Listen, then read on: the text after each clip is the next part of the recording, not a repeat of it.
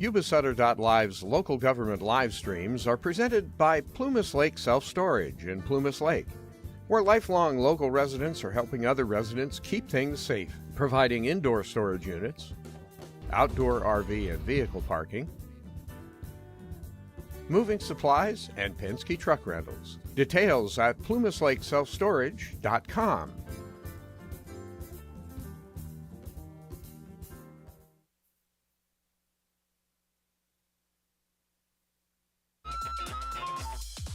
Skip's Marysville Music Cafe, with lessons, in-person and personalized. Instruments including guitars and amps, horns, strings for instruments, and a myriad of music and sound equipment. Skip's Marysville Music Cafe.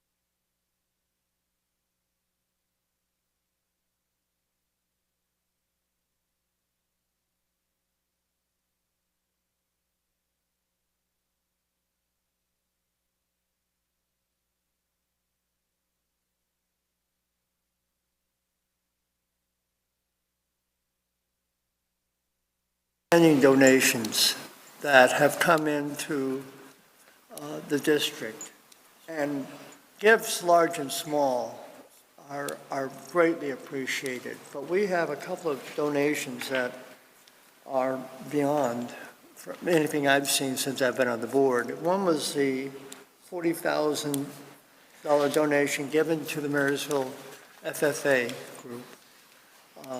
And the second one, and that was from the Yuba River Endowment.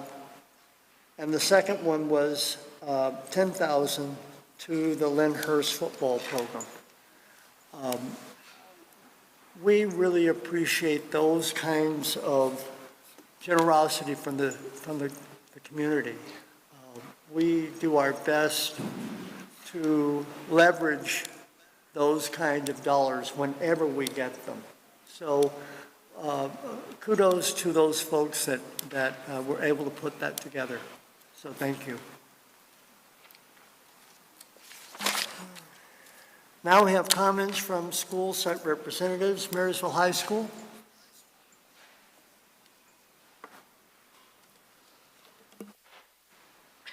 Please state your name. My name is Haley Sanchez, and I serve for Marysville High School Senior Class Treasurer.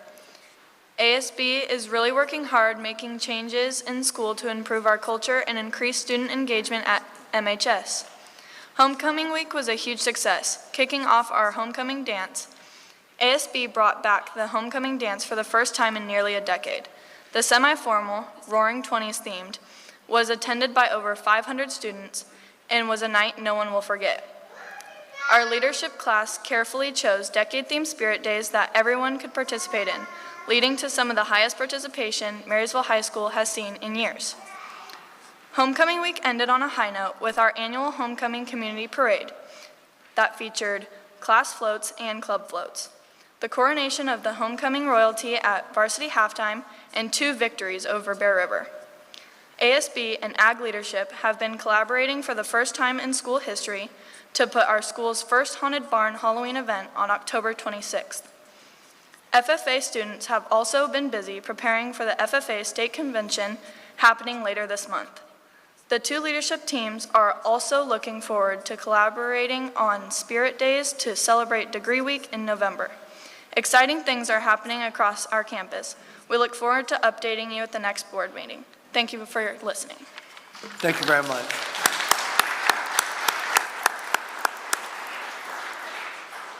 Lyndhurst High School.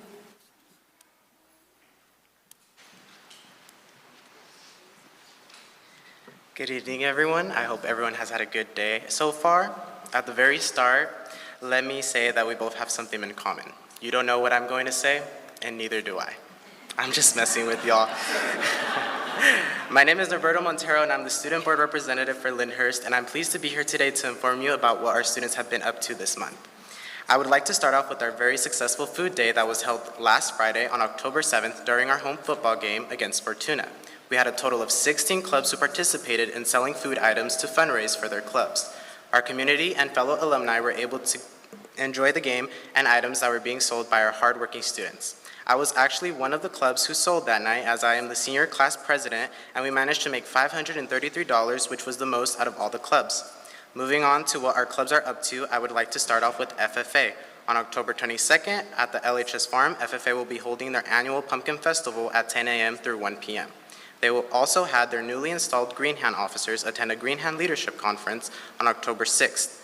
And on October 28th, they are taking students to Linda Elementary to help with their Fall Festival, educating students about agriculture and planting requirements to grow from seed. Next on our list is our OH Club. On October 11th through the 21st, they will begin their Dia de los Muertos arrangement pre-sale.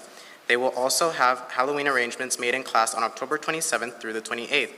They will also be taking students on the 28th to Linda Elementary to help with their Fall Festival while also selling floral arrangements.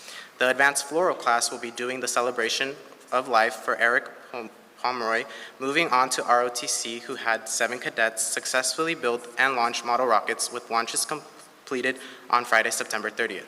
They took 16 cadets on a 14-mile hike around Lake Natoma to commemorate the Baton Death March on Saturday, October 8th. They are scheduled to take up to 18 cadets on a college visit to California Maritime Academy in Vallejo on October 20th. And they are also planning a corpse-wide fall field day on October 27th. Our Mom Club is also getting ready to host their zombie run on October 26th, along with our Interact Club, which will be hosting a fall festival where all clubs are invited to participate with their own games and ideas. This year, the club has decided to bring back a long-time tradition of LHS, which is the Interact Haunted House. This will take place on October 28th, so make sure to mark your calendars. Our clubs are also getting ready to decorate and plan their floats for our homecoming parade on Friday, October 21st. Last but not least, our amazing ASB/leadership have been working hard to get all preparations for our homecoming rally and dance that is themed around constellations, which I've mentioned before will be held on October 21st. They are also going to be selling boot bags during this month of October. It looks like I knew what I was going to say after all today. Thank you, everyone, for your time. Thank you.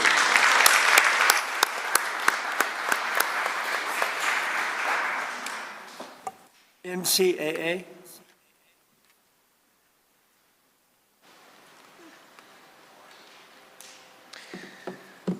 Good evening, everyone. I'm Garrett Granger, the ASB Treasurer and representative of MCAA. At the end of last month, MCAA held a Dragon Feast. It was a picnic as well, and a talent show, and Positivity Week. It was really successful. We had a majority of all the students just sitting there in the quad, and I think that all the students who did perform, including myself, did a really good job. During the show, students could also write positive messages on sticky notes and put them on their friends' lockers or on their own lockers as a part of Positivity Week, and I thought that was really fun. It added a lot of color to the locker room, which is usually very dark green, which is what the color of the lockers are. Tomorrow, the PSAT is happening. We had a little bit of a late notice, but we got it going, and I know I'm excited to take it. And throughout the month of October, Excel Club will be holding a luggage drive in honor of Domestic Abuse Awareness. Everyone is encouraged to donate a piece of luggage, which will be given to those escaping from abusive households. I think that's really, really cool. And coming up, leadership is planning a pumpkin painting competition because knives at school aren't allowed. Pairs of students will have a limited time to paint their pumpkin, and at the end of the week, students will vote on which pumpkin they think is the best. And the winners will earn a free ticket to the Halloween dance. Speaking of the Halloween dance, that will be held at MCAA in the Quad from 7 to 10 on Friday, October 28th, and students are encouraged to dress up in their costumes. And as you might have seen that I was in a lab coat last time I was here, I'm going to be Flint Lockwood. And yeah, thank you. Have a nice evening. Thank you very much.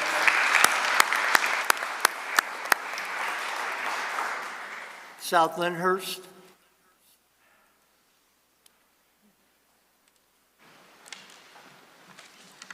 Good evening, board members, cabinet, and Dr. Fall. My name is Alexis Razo Estrada, and I attend North South Lyndhurst High School, home of the Knights. I was credit deficient when I first started, but now I'm on track to transfer back to Marysville High School.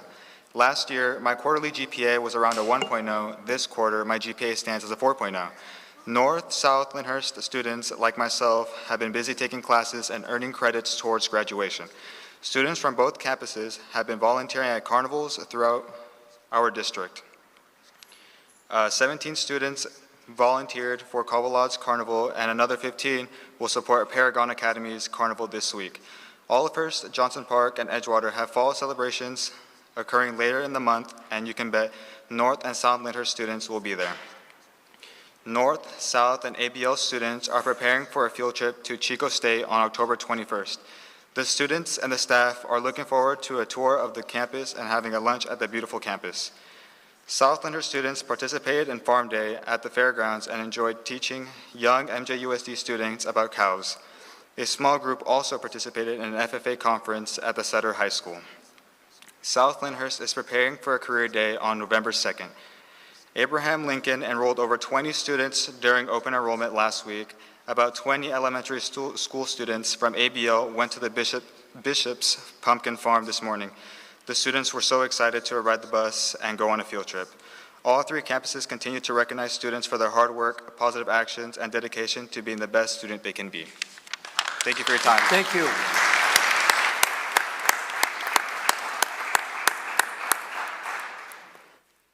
Now we have recognitions.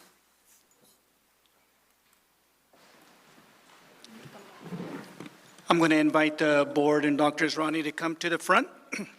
And I asked my colleague here, Mr. Williams, to help me so I don't have to stand up here by myself. Foremost, we heard President Davis a few moments ago acknowledge the Yuba-Feather Endowment. Is anybody here from the Yuba-Feather Endowment? I'm sorry, Yuba River Endowment. Thank you. If you all would come up and just be recognized, we do have a certificate for you, and I'll read it. It's given to the Yuba River Endowment for generously donating to Marysville High School FFA program. Your generosity has touched the lives of our students and staff and will encourage students to pursue careers in agriculture. So again, they donated $40,000, which is amazing, and we just want to give them show them our appreciation.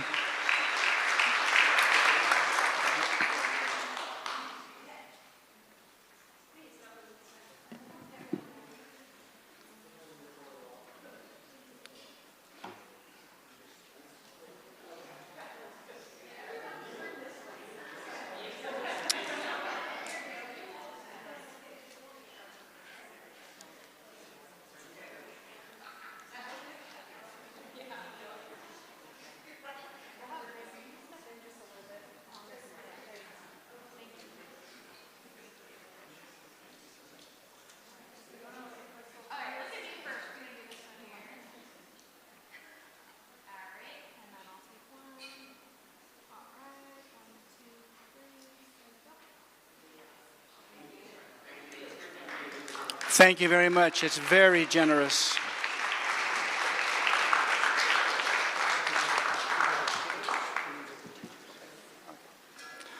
All right, and if the board would remain, if you remember, we did reinstitute our staff recognition program this year, and it's been a couple of months, but we have had over 60 nominations of staff members and over 30 nominations of students. And you should know that these nominations go over and above what's already happening at school sites.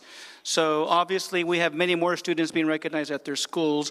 But of all of those nominations, we then do a random drawing to identify approximately 10 students and 10 staff members who we're going to call up here to the front to receive a certificate and also to be congratulated by our board and cabinet members and Dr. Israni. First of all, from our Boga Elementary School, we have Caleb Anderson.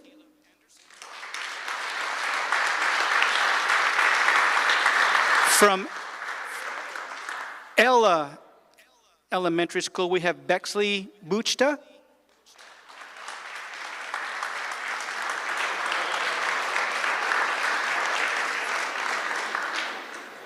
And I'm going to ask the students to please remain so we can take a nice picture with all of you together in just a minute.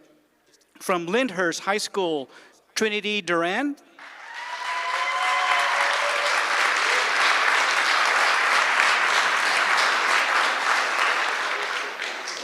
From Arboga, Emma Haymore.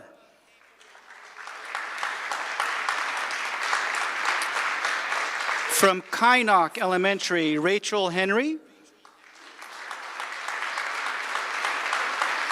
From North South Lyndhurst High School, Tyra LeCorbier. From Cedar Lane, Anthony Lopez.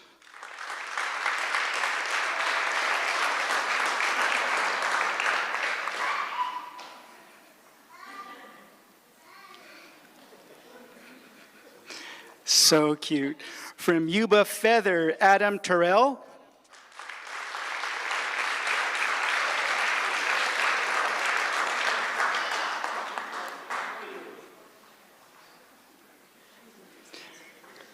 From Marysville High School, Sofia Valencia.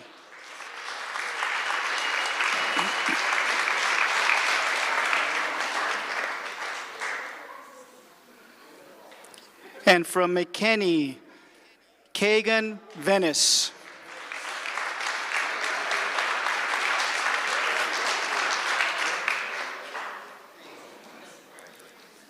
All of these students have done amazing things to support their peers, their teachers, their school, and their education, and we just want to welcome them all for this congratulatory opportunity at the board meeting and show them one more round of applause. Thank you.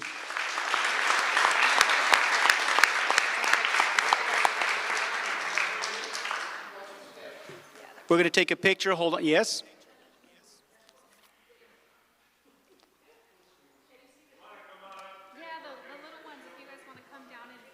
Yeah, the parents, friends, family, come on up and take a picture.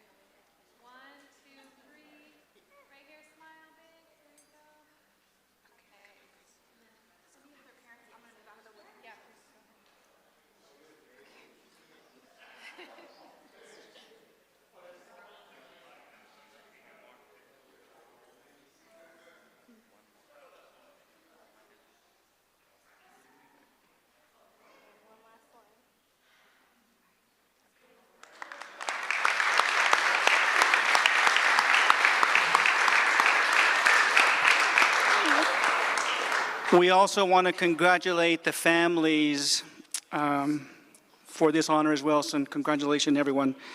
And of course, this is what helps us to wake up every morning and come to school and come to work energized as staff members. And it gives me great pleasure to also recognize several staff members. First, from Cobalot Elementary, Jessica Alcantar.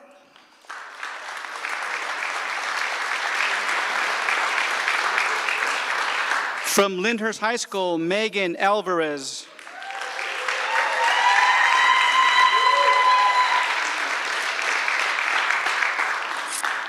From Lyndhurst, Kelly Buchanan.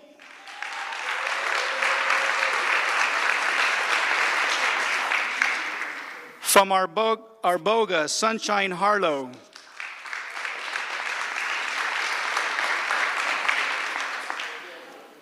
From the district office, Jamie Larson.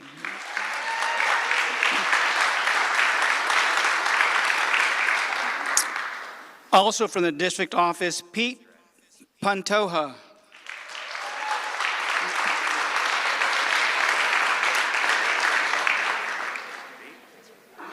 From Marysville High School, Alex Romero.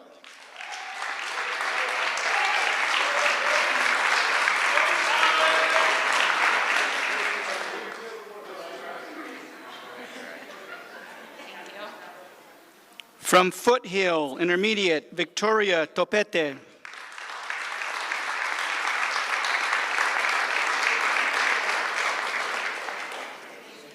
From Loma Rica, Ashley Vetti.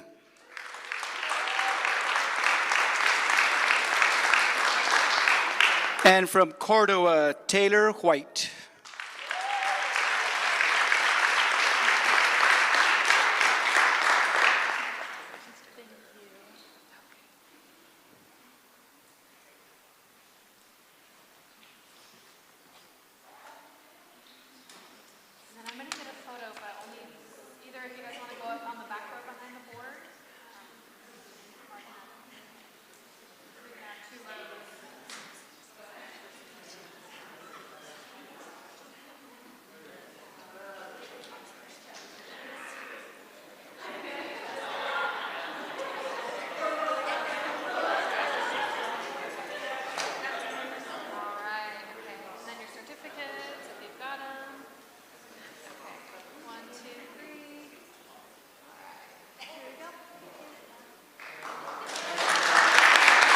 Thank you once again, and congratulations to all of you.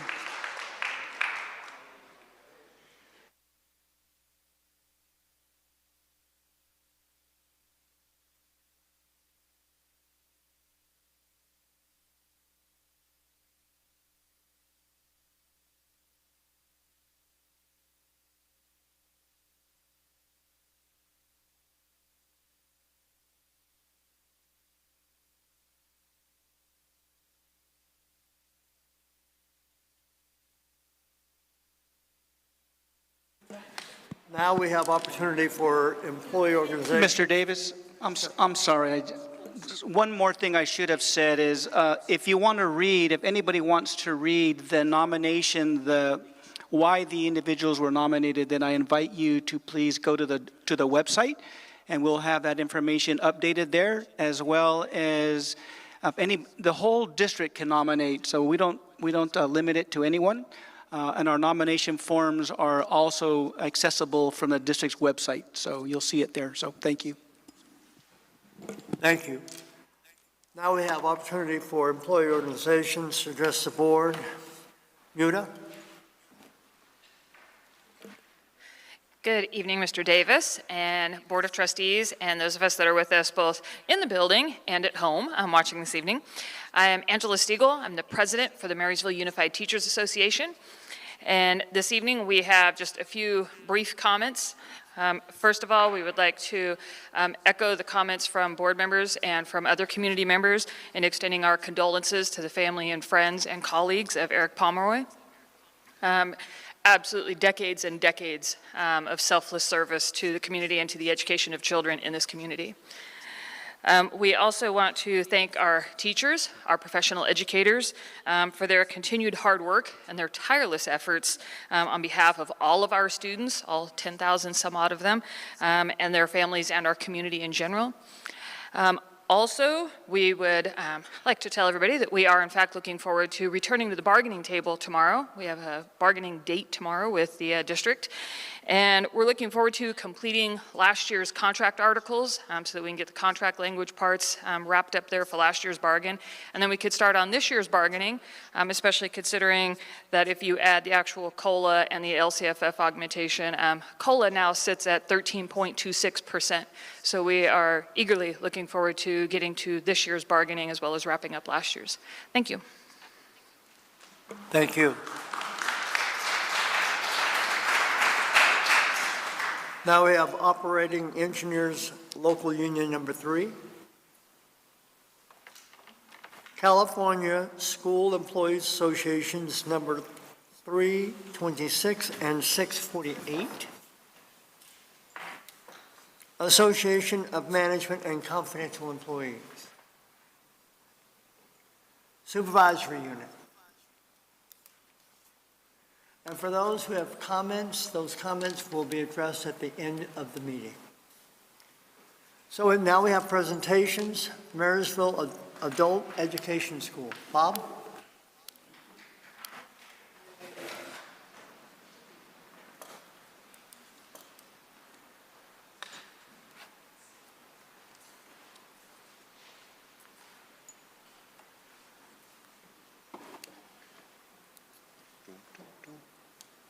Oh, hold on. That's the video? Okay. Pause that for a second. Okay. Good evening. Board, Dr. Ezrani, members of the audience, and her family.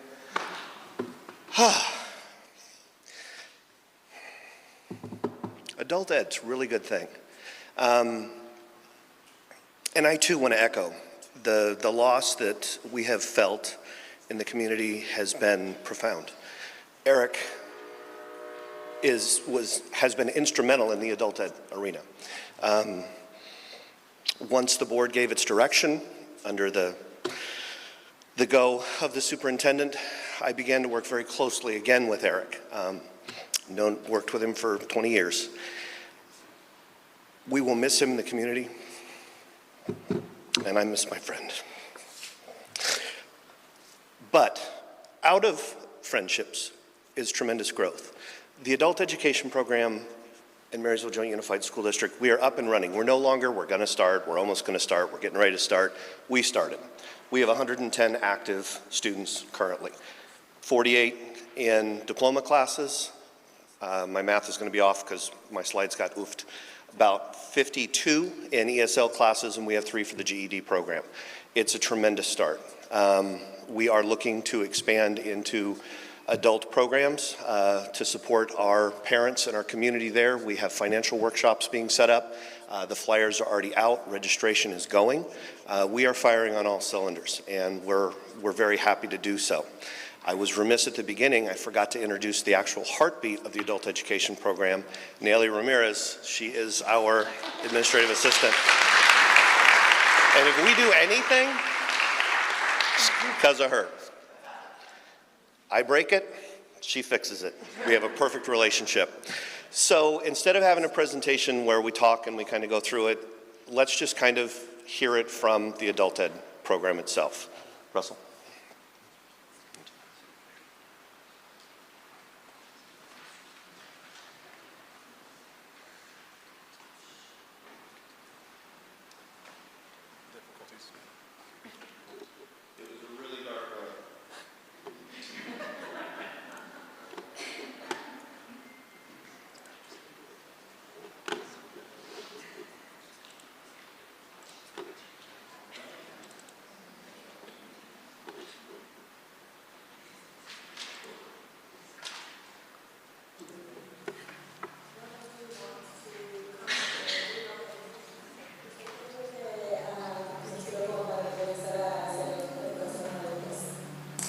Pues tengo 35 años en Estados Unidos.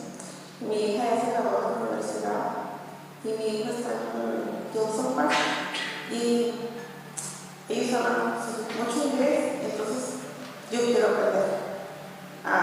Yo quiero entenderlos, entender lo que ellos están hablando y por mi trabajo.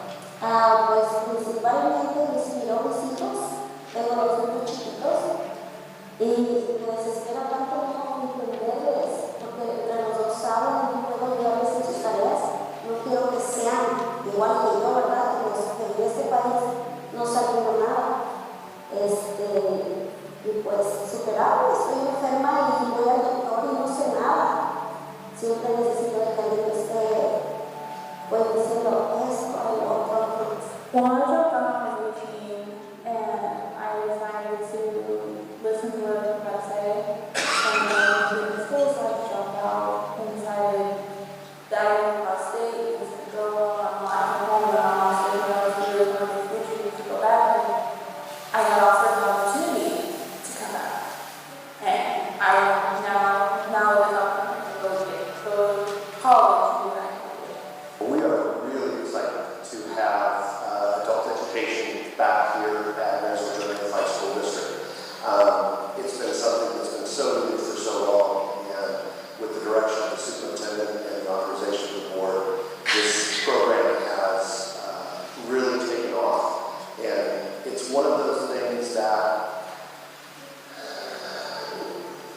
if you can change a person, the thing you need to change a person and the same is the same thing you need to change a community. It's education. And it may not necessarily be, college education. It's better than stuff, whether that be a high school diploma to open up doors, whether that be the gift of knowledge, learning a second language, learning a primary language. It really is a fantastic opportunity. And the people of Yuba County have clearly just jumped up to it and said, absolutely, we're in.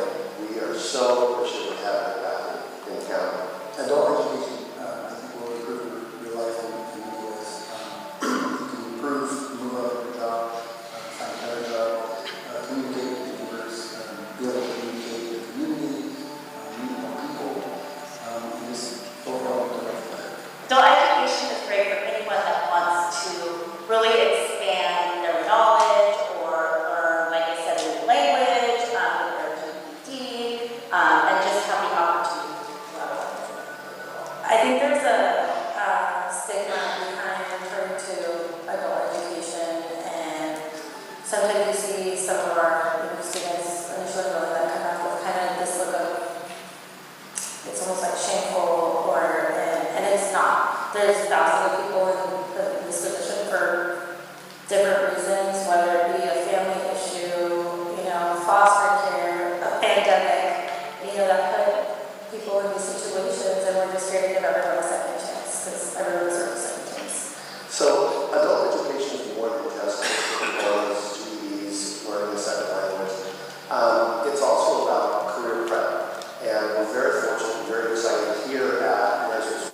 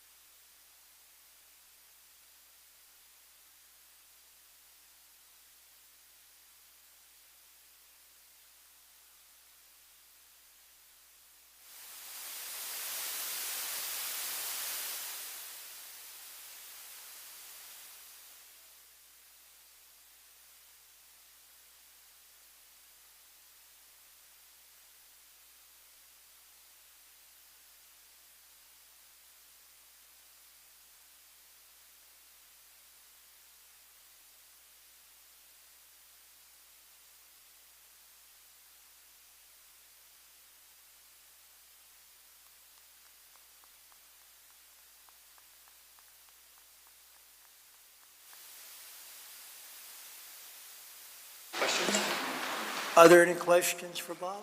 I have a comment. Wow, that was a grand slam.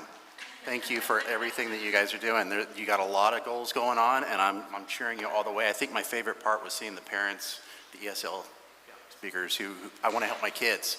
That's a huge piece. That is awesome. Thank you. Thank you. Thanks, Frank. Thank you very much.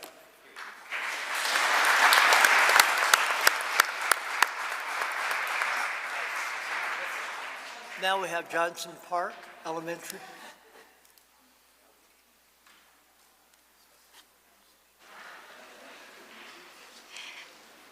Good evening, trustees, Superintendent Israni, cabinet, and members of the audience. My name is Melissa White, and I am the assistant principal at Johnson Park. Unfortunately, Tracy is unable to attend this evening, but she does send her apologies for not being able to be here. Before we begin, I would like to acknowledge and thank our amazing staff for coming tonight and supporting us. And Tracy and I want you to know how much we appreciate you and all that you do. Thank you. And with that, I'd like to share with you Johnson Park.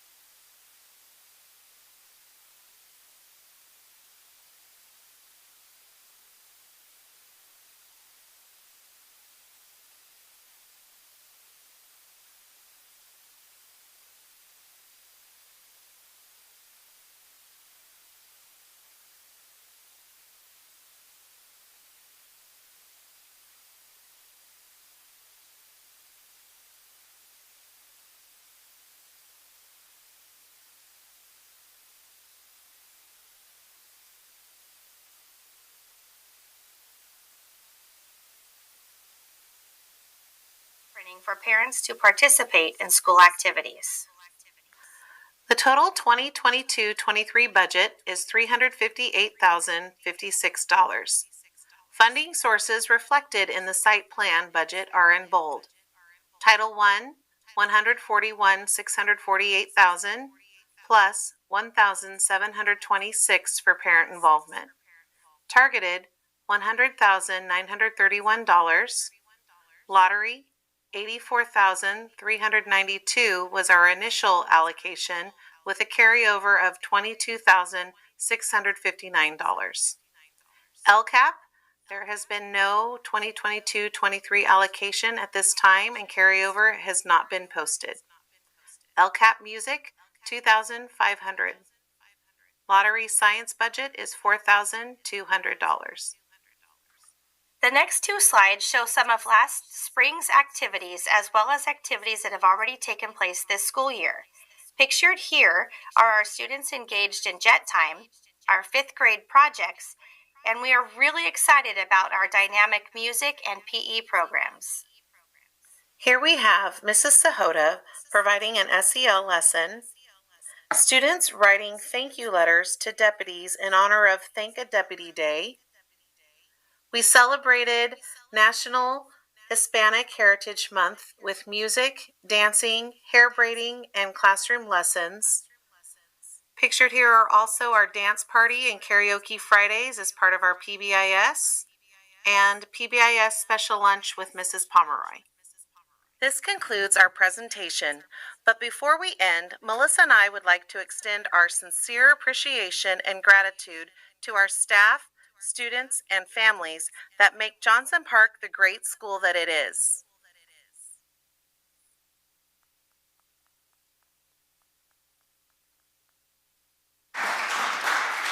Are there any questions on the board? Well, the one comment is it's outstanding. And I know it's not always easy, but you guys sure make it look that way. Thank you. So thank you very much. Thank you. I appreciate that.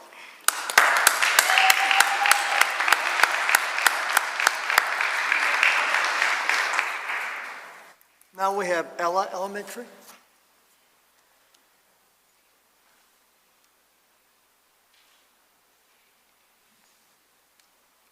Good evening. I'm Jen McAdam. I'm the principal at Ella Elementary. And I'm Karen Dow, the vice principal. I hope you enjoy our presentation.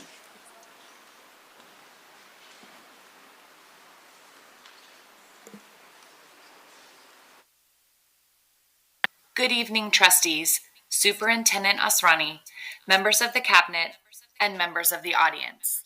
My name is Jen McAdam, and I am the principal of Ella Elementary School.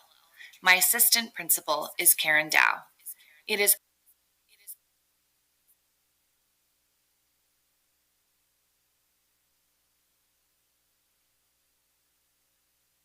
Good evening, trustees, Superintendent Asrani, members of the cabinet, and members of the audience.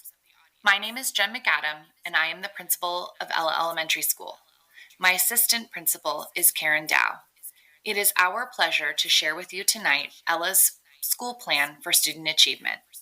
Our mission: build character, inspire minds, empower lifelong success.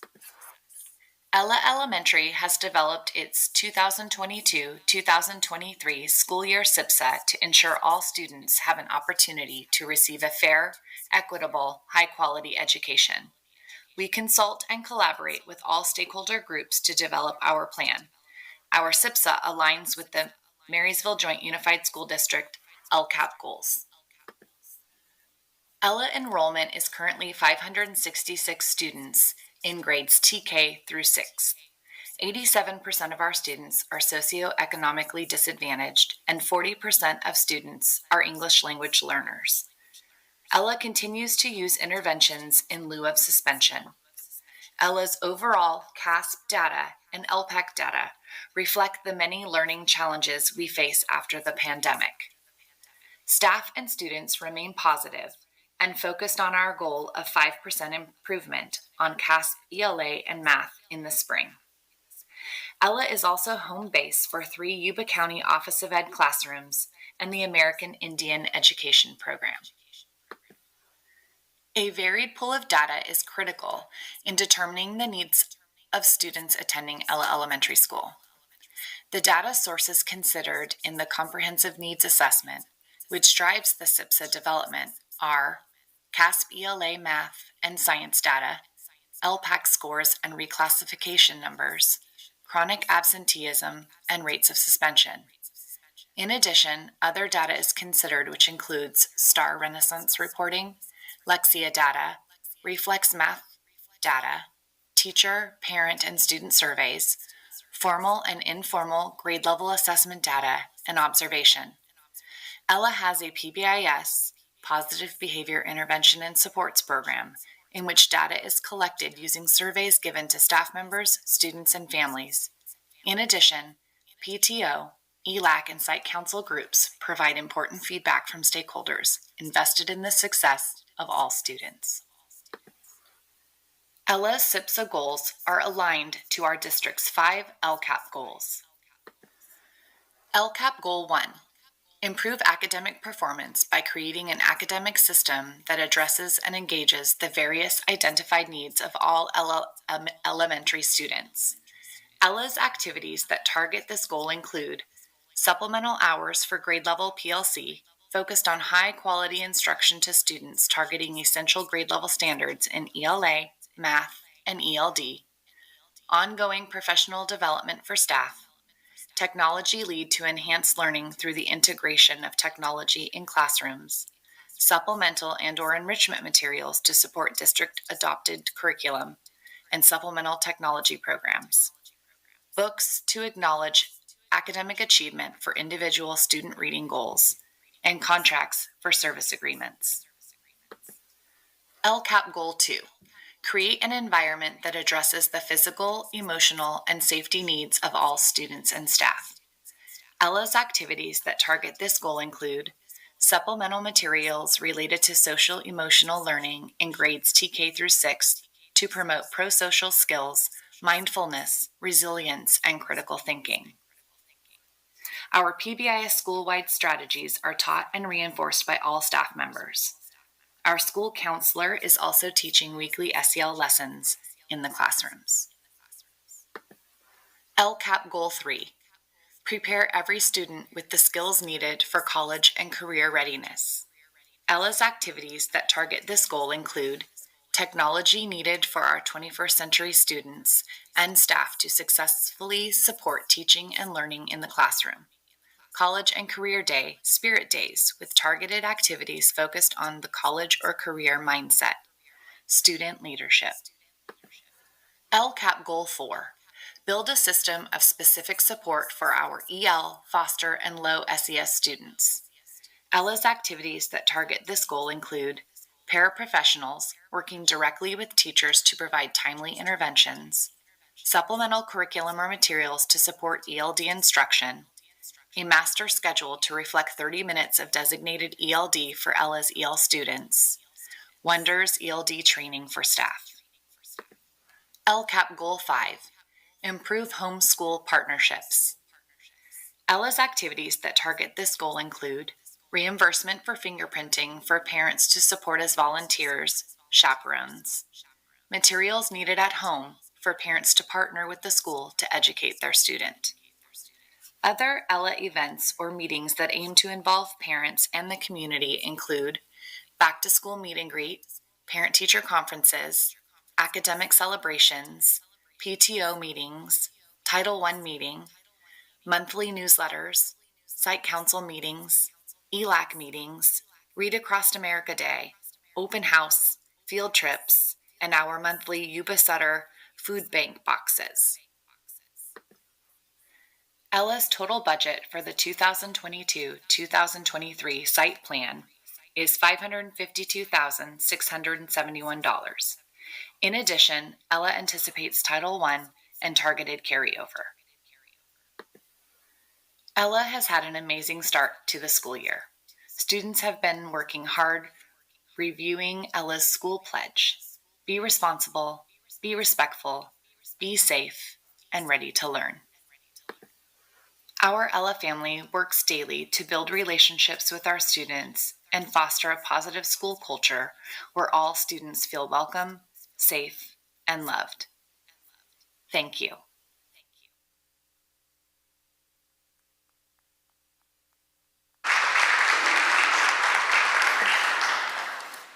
Are there any questions from the board? Great job, thank you. I just want to make a quick comment, noticing on your LCAP Goal 5, materials needed at home for parents to partner with the school to educate their student. I hope that all of our schools are doing something like that and connecting with, where did Ecker go, with adult ed, because that's our clientele, that's our base. So make sure we're making those connections, and it's a partnership. Good job, thank you. Thank you. Thank you. Thank you very much.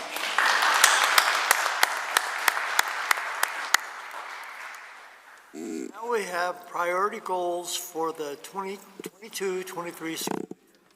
Yes, so before you start, thank you. Good evening, Board of Education and members of the audience.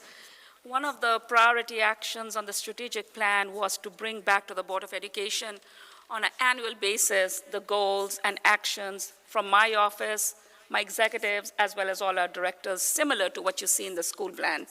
And so to that end, I have a taped recording. The accent is not mine. You have to guess who it is, but I hope you enjoy and see the focus of our work for this year. Thank you.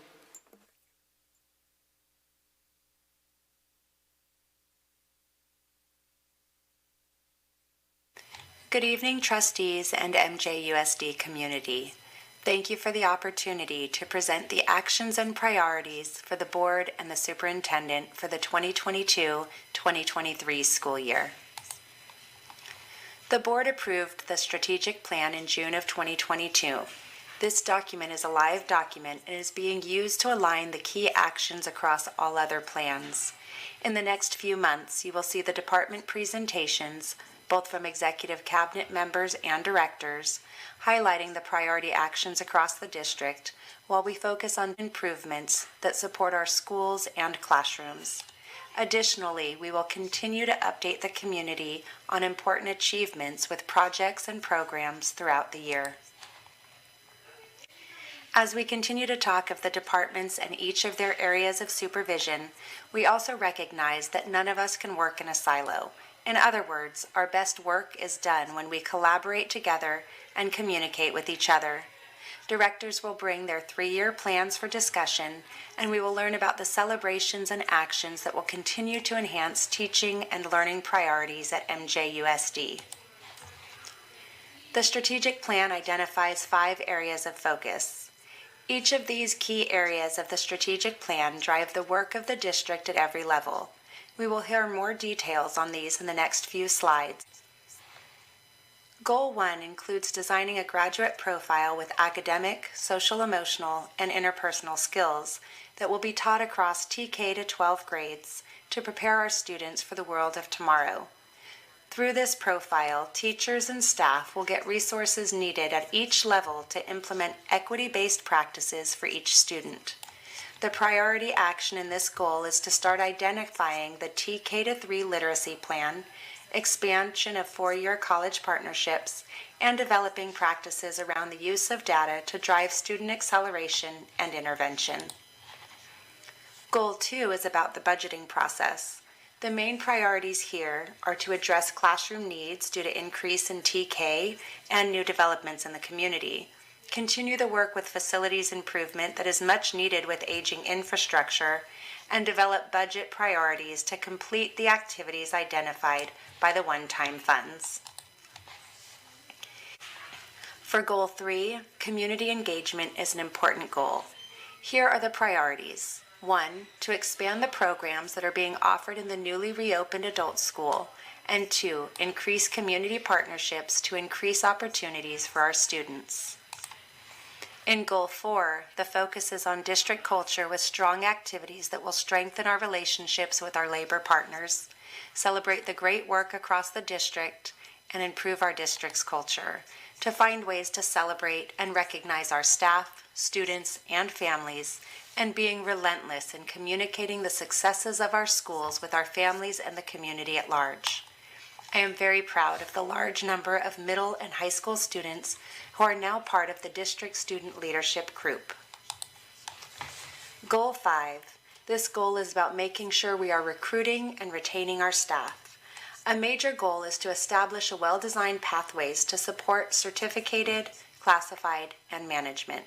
You will hear more details when the personnel department lays out their action plan in detail. 3 main areas here include designing a pipeline for teacher hire, certification opportunities for classified positions, and support structures for staff success. Thank you, trustees and the education community, for your ongoing commitment to the success of our staff and students. Last year was a very difficult year, returning from the pandemic with unfilled positions at every level. This year, the work has been better defined and aligned so that each department can continue the work they already started with fewer distractions. We have a lot to celebrate in MJUSD. Have a great evening. All questions can be sent to fosrani@mjusd.k12.ca.us.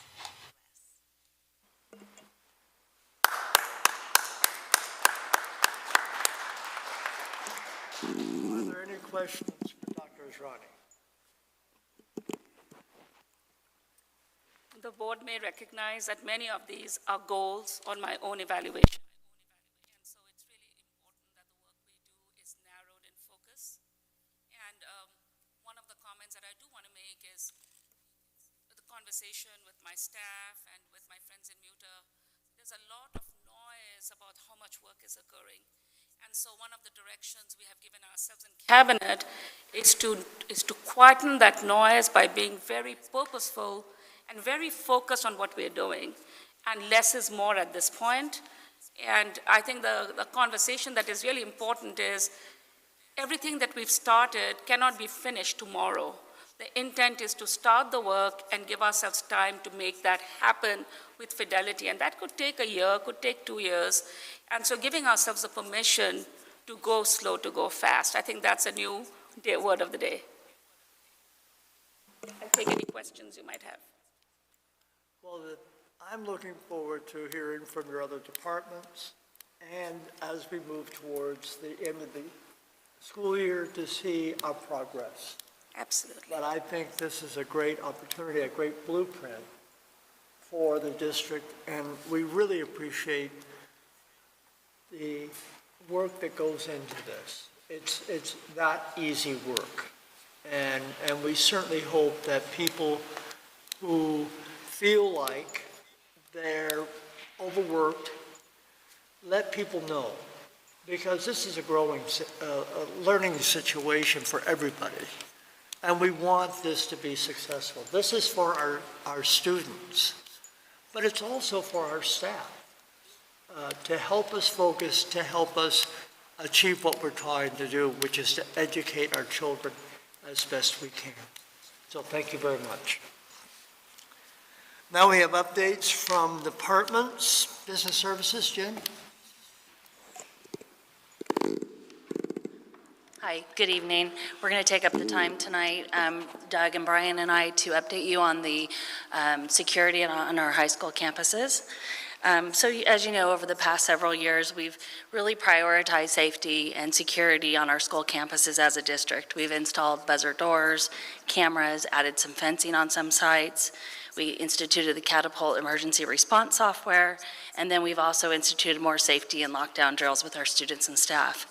But this recent incident at Lyndhurst High School a couple weeks ago has really highlighted that we need to accelerate and focus on our high school campus security. And so we've been working with our principals and their staff to implement best security practices. So currently in place, we have contracted with Elite Security to monitor the front entrance of Lyndhurst High School. And Brian Horn, our purchasing director, is working with Elite to add more security to our parking areas in the high school, both high school campus areas. With the added security in the parking area, South Lyndhurst and Lyndhurst High will provide each student driver a parking decal to display on their dash for verification. This will allow the security person to confirm the reason for the persons in the area, and this will add a layer of safety to the back end of Lyndhurst High and the front side of South Lyndhurst High. We're currently working with Marysville High School and MCAA principals on their plan. We've also started the process of fencing the high school campuses. We've checked with our legal counsel to confirm that it does require DSA review. It's less extensive than taking a building to DSA, but it's still a review that needs to take place. And we've also had a meeting with the city of Marysville to request restricted access to the pedestrians on 18th Street during the student day. I'm going to hand this over to Doug to give you a more detailed update on the fencing process. Good evening, everyone. I just want to go over a review of the steps that we took to install fencing and add security to our campuses. We met with the principals and identified areas of concern and need for the added fencing and proposed locations. On October 3rd, we did a job walk with fencing companies. Only 2 of them showed up, and we received estimates back on November 6th. These estimates came in over our bid threshold, which will require us to go out for advertisement. The reason, on October 3rd, I sent a message to JK Architects with maps showing where we wanted the fence and all the gates. They were going to start working on a proposal and draw up a budget and plans for the fencing projects for all 3 school sites. And the reason that we're going to the architects is just to ensure that we're in compliance with ADA and also with DSA, especially involving the gates on 18th Street. Unfortunately, I received a call from JK Architects this morning, and they had claimed that they were understaffed and were not going to be able to help us. So what I did was immediately shifted to PBK Architects. They are already on it. I sent them the plans, and they're currently working on budget updates as we speak. And I will jump in here with the technology piece of security. So I will tell you the technology piece of security, it's a number of different things. So one, security cameras, everybody knows about security cameras, but I also include the intercom system. And it's not just the intercom system outside that you may hear when you're near the school, but it's also in every single classroom. And so it's not enough to just have speakers outside that you might hear. You need them in every single classroom as well.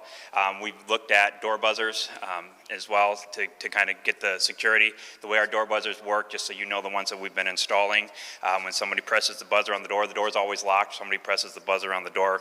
It puts a speakerphone into the office, but also brings up a screen where they can see the person that's there, have a conversation, and then unlock the door from the computer or the phone so that they can come in. We've done that on a number of school campuses. We've just finished actually installing one at Lyndhurst. We're working on the programming just a little bit to get it a little bit better. It will, once the fencing is done, that will be really, really effective. We'll have a nice, secure, single point of entry, which is what we're always trying to do on all of our campuses.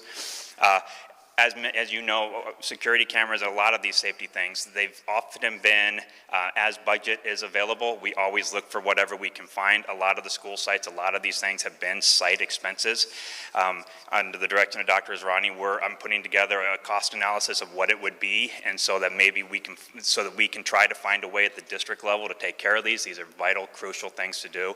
One example of that, we're always looking at every available funding source. We're working with actually a grant that the Yuba County Sheriff's put together. It's called the COPS Grant, where they're actually going to provide $360,000 for security cameras on our campus, and on 4 of our campuses. It'll be on Lyndhurst, Marysville High School, Yuba Gardens, and Ella. The idea when it's all said and done is if there were ever an active situation in one of our campuses, law enforcement would actually have access directly to our camera system so they could pull it up and see what's going on real time live. We're working on, I will be bringing an MOU to you shortly to make sure between us and Yuba County Sheriffs, they're reviewing it right now. Our legal has already reviewed it. There are some things in that we want to make sure we're protected against. You know, we want to make sure it's only an active situation, that they're not just going to spend some time taking a look at what's going on our campuses. Not that they would ever do that, but we just want to make sure it's in writing. And I can tell you, when it comes to the cost, just to get an idea, so I can tell you right now, we've got about, to get the Lyndhurst cameras, so Lyndhurst has over 100 cameras itself, right? 100 security cameras on that campus. And we've never had enough money to do them all at once. So we install them as money is available. And it's been over the last 15 years that we've been doing that. And so they have a situation right now where they've got different cameras on different systems because the system we were using is no longer available with the next project. And so we want to get them all on one. We've identified 48 cameras that either need to be replaced or new locations that need to be added. I can tell you that with the increase in costs over the last 16 months, to get the cameras and have them all installed for 48 cameras and the servers required to get them all on one system, it's going to be, my guess is between $300,000 and $325,000, and that's just at Lyndhurst alone. We're looking at doing that across the district. So just to give you an idea what the dollars are going to be, but it's important. It doesn't mean that we don't do it. It's just we need to set a priority, make sure we find those funds to make it available. But just to give you an idea of what we're looking at as we move forward. We've already installed a couple of cameras in Lyndhurst.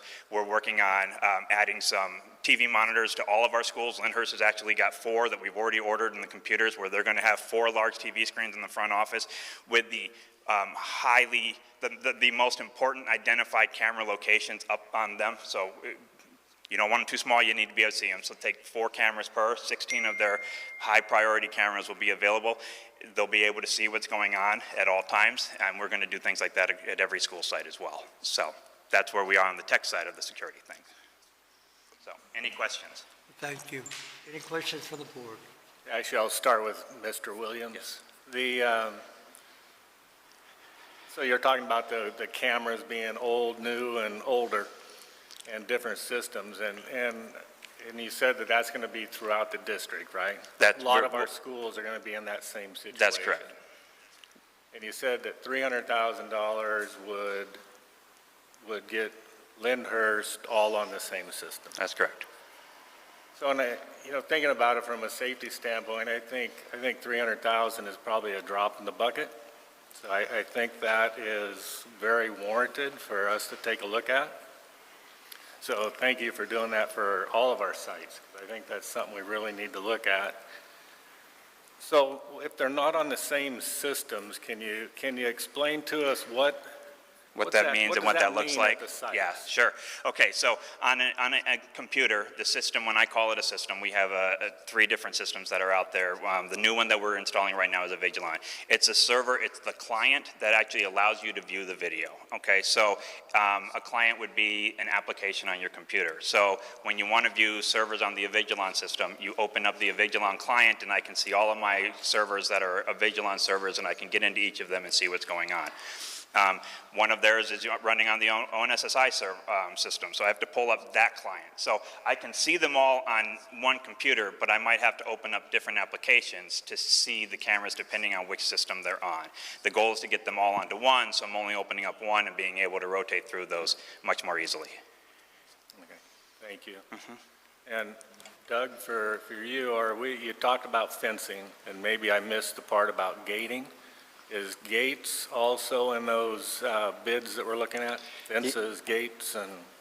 Yeah, so a lot of the locations will require drive-through gates and also manned gates. Depending on the locations, they'll require panic bar hardware for safe ingress and egress. Thank you. And Jennifer, you're next. So you said that the district is working with the elite security system to get more security? Yes, we are. Do you have a timeline when that's going to take place? Well, we're hoping they'll be in place by Thursday. They're looking for staffing. Okay. Yeah. So for Thursday of this week, we're thinking we might have more security? That's what we're hoping, yes. Okay. They're working on that. So just a comment, I was thinking too about when I did my drive-through today out of Lyndhurst High School around through the bus loop, it was a little concerning to me to see 3 cars that are parked there in the bus loop. And my assumption is I think they're picking up their children and doing what they need to do there. But if we're thinking about trying to prevent people from getting that close to the campus, it seems to me that we need to intervene those cars further out, maybe at the visitors parking area, so they're not getting in. I don't know if that's staff or at the school site, that's the way you want to do this pickup for children, but it just seems to me that allows too many cars to get too close before anybody is there to intervene. Just a personal observation. Okay, Brian's going to answer this one. I actually spoke with the 3 administrators today, all 3 of them. One of the concerns, especially at the Lyndhurst and South Lyndhurst campus, is the number of cars coming through, especially in drop-off and pickup, and how backed up it already gets. And if we were having someone having to identify each car, that it would just exacerbate that particular issue. The concern being, especially right now with the construction on McGowan Parkway and the frustration that the parents are already experiencing, we do not necessarily want to aggravate them further by slowing them down when they get to the campus. Once the fences are up and the door buzzer's on, the nice thing will be that particular car that's that close, they're still not going to be able to get in. So the car may be close, but they won't be able to get all the way in. The school administrators feel like the system we have is going to work and is probably best, especially right now with the construction going on. But we're certainly willing to take a look at other options if it looks like we can get them through faster. So thank you, Brian. And again, that is a site decision. That was just from an outside observer driving through. Well, and we are looking at all possibilities. Doug, Mr. Smith and I walked out to that location to try to see exactly what it would take and how we could possibly maybe pull that off. So we're looking at all possibilities and trying to make sure we do exactly what's absolutely best for our students and staff at those locations. Thank you. So Jennifer, one more thought back to you is, do we only have one security system here in our area? One agency? That's a question I'd have to get back to you on. It's a great question. I can tell you that Brian started looking today because of the staffing issues to see if there were other options available to us when Elite said that they weren't sure they were going to be able to staff. So he has already started looking to see what else we have available. Okay. Thank you. Thank you, Brian. So I do just want to take a minute and to say thank you to all the Lyndhurst staff that took the time to come tonight and the time to chat with me the other day. And I do want you to know that I had a conversation with Dr. Azrani last Thursday morning regarding many of the concerns that you shared with me. So, thank you. Any other questions? Lots of questions, but I'm just really going to try to narrow it down quickly. I'm assuming that the security company that we hire is going to be a temporary thing. Is there a long-term plan for that? Because I have an idea. We have discussed a long-term plan, and this is to get into immediate action right now, and then we will look at that, of course, and we'll probably have to go out for an RFP because that'll take us over our bid threshold. So this is an immediate solution while we look at ongoing solutions. So I'm just going to kind of throw the dart out there and say, what if we partner with Yuba College's Administration of Justice program and get some of those students who are upper level students to come and say, hey, patrol our campuses, get school credit at the same time, kind of a thing. You know, just thinking outside the box, something like that. We'll take any ideas and go with them. Awesome. Thank you. Appreciate your work, guys. Thank you. Any other questions?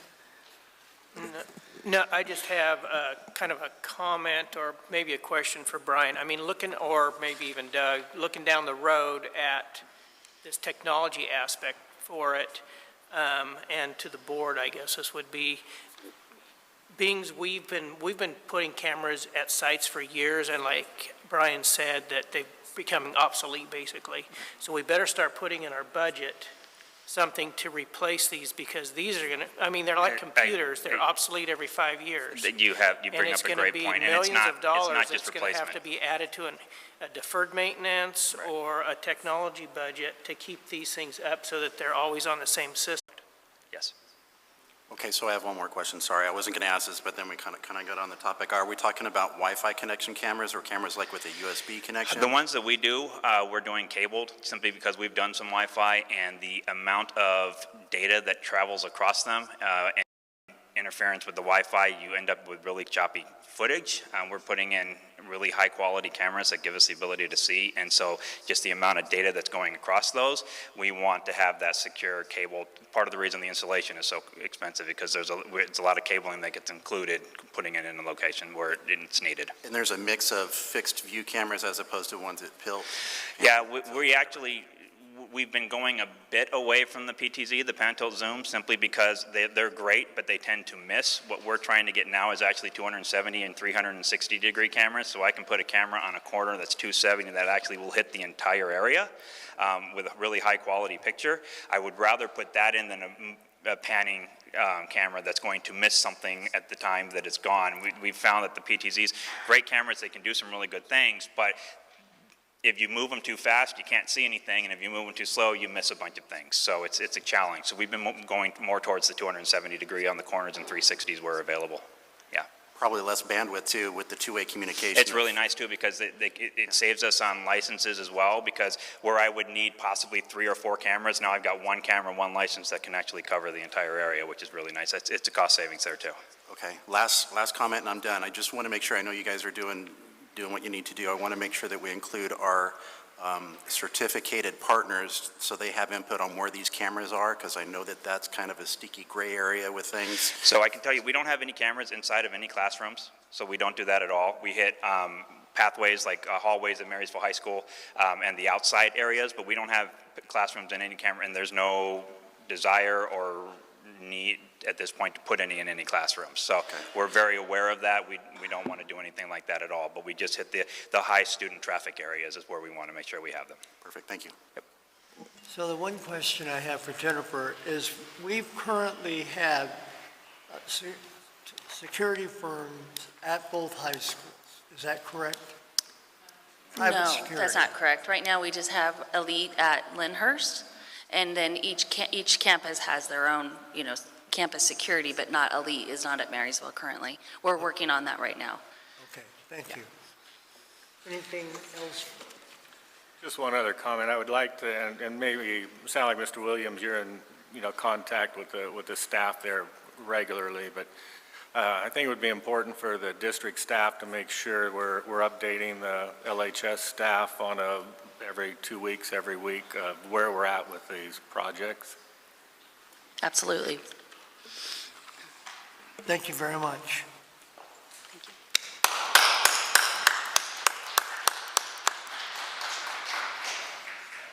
Education services?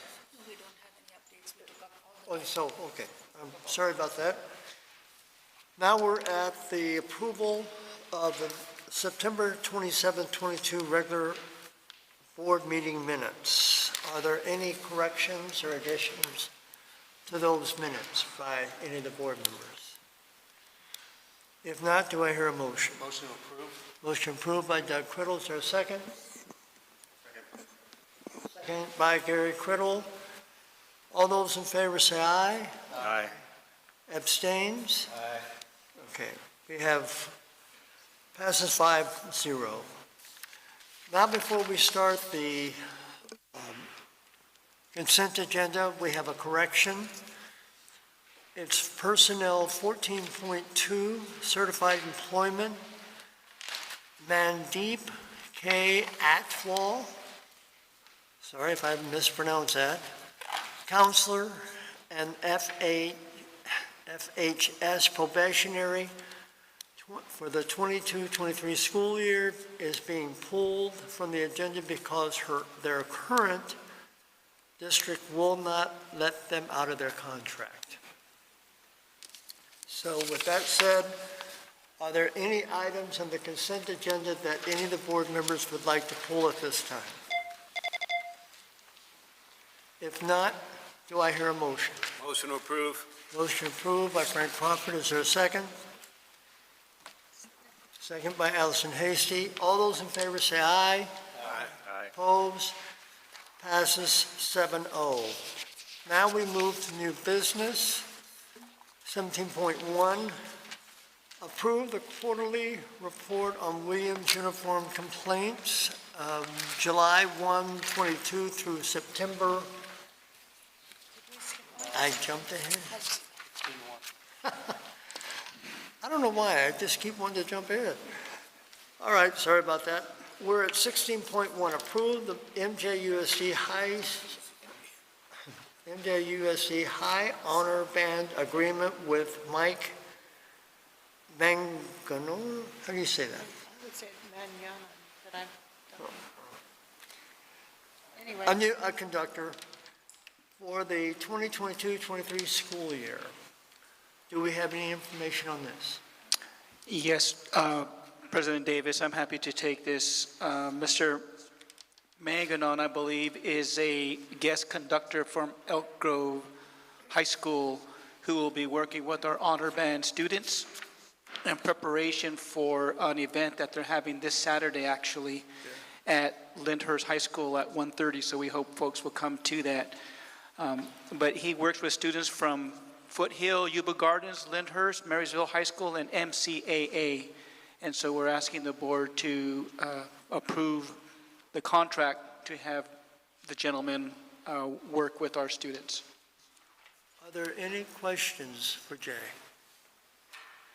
If not, do I hear a motion? Motion approved. Motion approved by Frank Crawford. Is there a second? Second by Allison Hasty. All those in favor, say aye. Aye. Opposed? Passes 7-0. Now we're at 17.1. Approve the quarterly report on Williams uniform complaints from July 22 to the end of September 22. Good evening, trustees and Superintendent Ronnie. Pleased to report we have 0 complaints under Williams for that time period. Are there any questions for Dr. Simon?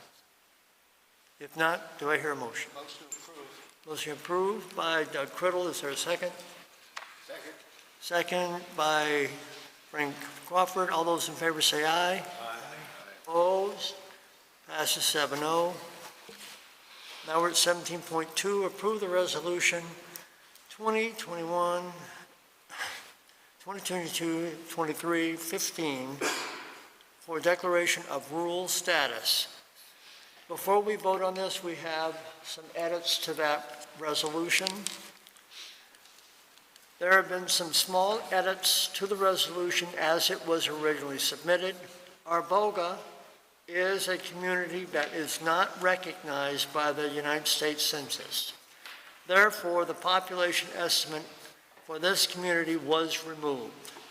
The total number of schools was updated to 24, and the adult school was added. This information was obtained from the California Department of Education School Directory. So with that, we have a resolution. Do we have any comments from the staff? Yes, thank you. So Senate Bill 328, as you're aware, was requiring districts to change start times to a later start time for middle and high schools. Due to current collective bargaining agreements, we were able to not make that shift this year. The thought of that shift for next year continues to pose challenges for our district due to a number of issues, transportation, staffing with transportation, the geographic area of our district being 72 miles from top to bottom poses issues, as well as things that are identified in the resolution regarding rural status of our smaller communities. We have both urban and very smaller incorporated and unincorporated communities in our district. For those reasons, we work closely with capital advisors as well as our bargaining units to talk about a solution that would allow us to not have to make that shift for next year and be able to better support our sites and our families and the challenges that making that shift would bring. And working closely with capital advisors, we're able to develop this resolution that would declare our district as a rural school district for the purposes of Senate Bill 328. Are there any questions for Dr. Simon? Well, the one comment I would like to offer is that the staff has including a lot of work by our transportation staff, have put in enormous hours in trying to get this requirement to be absorbed. And what we have found, it is not appropriate for our district. We have chatted with Assemblyman Gallagher about the problems with it, and what it is the exemptions do not fit us. And we do not think we are the only school district in the state of California that's facing the very same problems. So we feel as a board that this is the appropriate step to take. And we have been advised by our legal and by capital advisors to move forward. We do not do this lightly. And we do understand that there could be ramifications. Any questions from the board or any comments? If not, do I hear a motion? Motion to approve the resolution with the amended changes. Is there a second? Second by Doug Criddle. A motion made by Gary Criddle. All those in favor say aye. Aye. Opposed? Passes 7-0. Now we're at 17.3, approve the resolution 2022-23-16 for transitional kindergarten and definition of professional experience in the classroom setting. Do we have any staff work? Yes, thank you, President Davis. We have, in anticipation for August 1st, 2023, and needing to define locally what professional experience would be to qualify our teachers to teach transitional kindergarten, we developed this resolution. The California Department of Ed gives the local districts the authority to make this to resolve this and make this resolution. We're resolving that experience not only in transitional kindergarten, but in preschool as well as kindergarten settings. Would qualify a teacher to teach transitional kindergarten starting next year, and is an alternative to obtaining 24 units of teacher preparation for that same requirement. Thank you. Are there any questions or comments from the board? If not, do I hear a motion? Motion approved. Motion approved by Frank Crawford. Second by Allison Hasty. All those in favor say aye. Aye. Opposed? Passes 7-0. Now we're moving into public comments. We have 3 public comments. I have a chemo capser. Sorry if I mispronounced your name.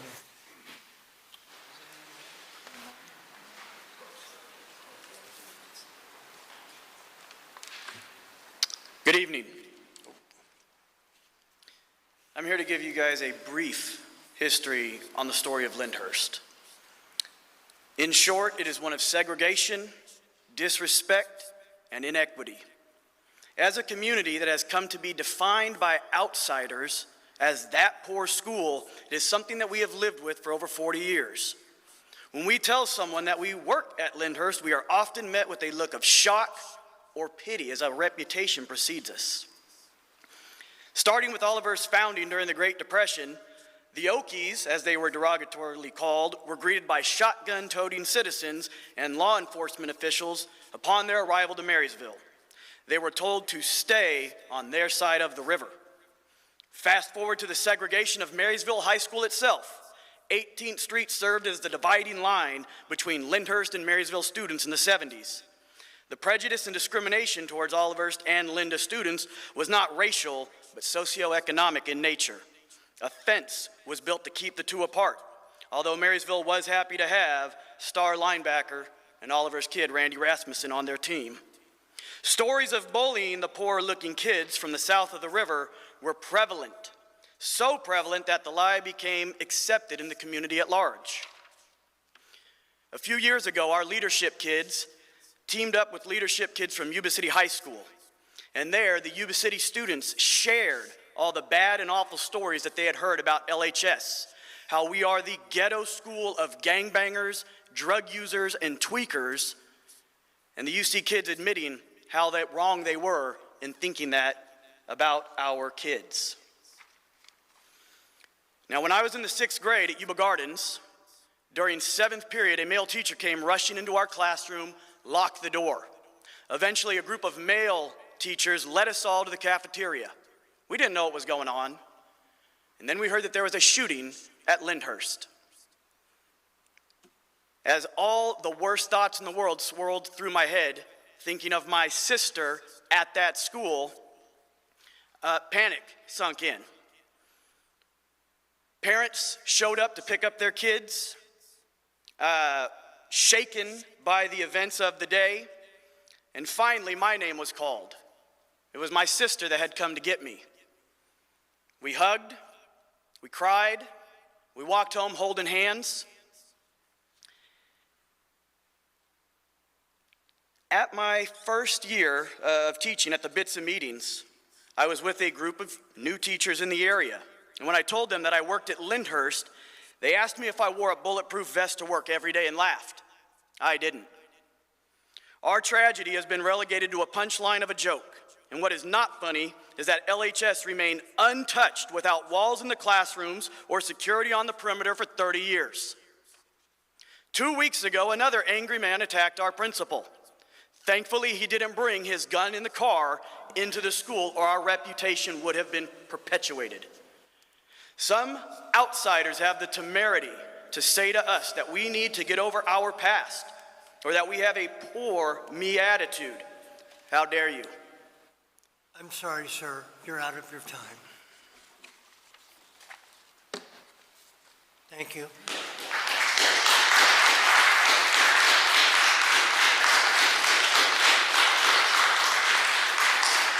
And their welding organization. When decided I wanted to go to my home school, Lyndhurst, or trying to transfer to Marysville, I quickly learned that there are huge differences between the schools. Lyndhurst was often described as ghetto and unsafe. We are often considered the poor school. Marysville is the complete opposite. They seem to have unlimited funding and an endless supply of resources. On the surface, Marysville looked like a very appealing option. However, after meeting the FFA advisors from both schools and looking at class offerings, my mother and I decided Lyndhurst was the best option. When I met the FFA advisors of Lyndhurst, I knew I'd made the right decision. Ms. Alvarez and Ms. Acosta are supportive, inspirational, and motivational. They are two of the most dedicated teachers I have received instruction from. However, those are not the only two. So many teachers at Lyndhurst are amazing, like Mr. Boyd in Auto Tech, Mr. Marler in History. They simply are the amazing teachers, but they are struggling. They do not have the adequate funding to help us reach our dreams. I have strong aspirations for my goals and the future of FFA at Lyndhurst. The FFA program helps with college, jobs, and so much more. Several students this year are planning on raising steers. I am one of them. It is a very expensive and intense undertaking. At the moment, I am looking at paying between $1,200 and $3,000 for a 700-pound steer. The problem is that we do not have adequate infrastructure. There's a significant disparity in the access to resources between students that attend Lyndhurst and those that attend Marysville. We have been able to obtain fencing and create an enclosure. However, there's no shelter for them. Oh, sorry, I lost my spot. We are in desperate need of shelter for them. They have no protection from the rain or cold. We have also been with severe instances of dogs coming onto campus and attacking them. A safe enclosure would help protect our investment and hard work. I'm calling on you, as MJUSD board members, to make our educational experience more equitable and provide some support and resources that Marysville students receive. We should not be the poor school. We need a safe location to raise our animals and learn the skills to become leaders. Thank you for the additional resources you support and provide. Thank you.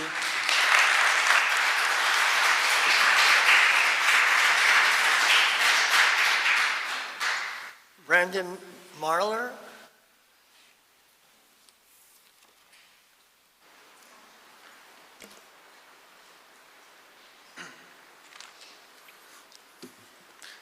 A field house, a pool, a football stadium, and soon a second lighted facility.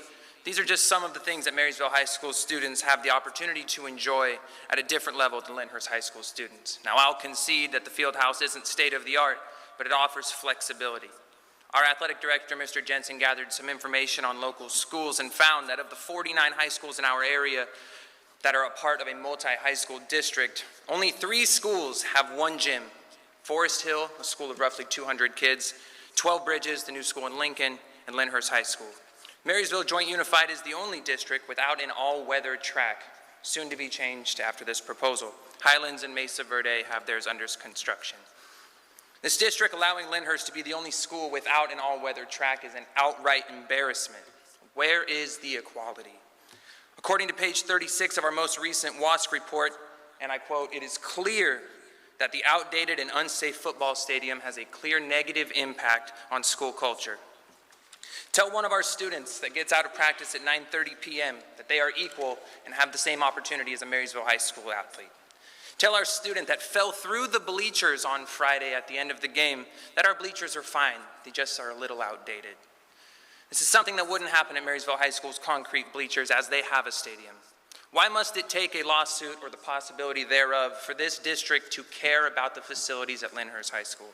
Why must a grand jury get involved to fix air conditioning? Why must it take a broken gas main to fix concrete in our quad?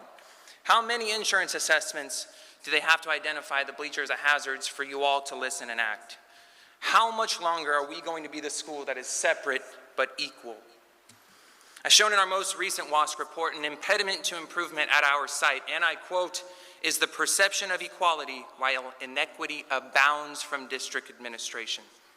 Another impediment was parent involvement, but remember, you are the ones who get paid to address these inequities. We waited 30 years for walls and doors on rooms where kids were held hostage. 30 years for a fence after the unspeakable happened. Now we have to wait for a bond at a school that is clearly an afterthought. It doesn't seem like much of a possibility, so forgive our lack of faith in the urgency of this board.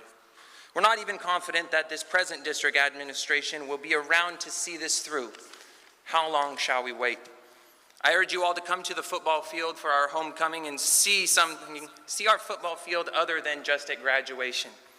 Come to our homecoming and walk up our dilapidated bleachers to that peach bin of a press box and tell me that there is some semblance of equality. For once, make the students of Lyndhurst High School feel like they're not visitors in their own home. Put Lyndhurst first, or you'll continue to lose students to surrounding districts as we've lost some of the board's children already. Please, make these changes. Thank you.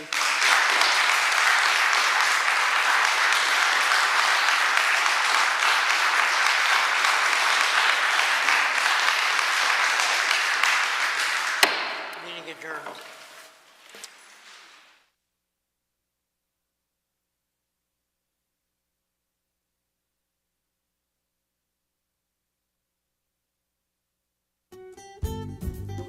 Yuba-Sutter.live's local government live streams are presented by Plumas Lake Self-Storage in Plumas Lake, where lifelong local residents are helping other residents keep things safe, providing indoor storage units, outdoor RV and vehicle parking, moving supplies, and Penske truck rentals. Details at plumaslakeselfstorage.com. Muy útil y me hace muy feliz compartir y fácil de incorporar a tu día a través de esta extensión. Skip's Marysville Music Cafe with lessons, in person and personalized. Instruments including guitars and amps, horns, strings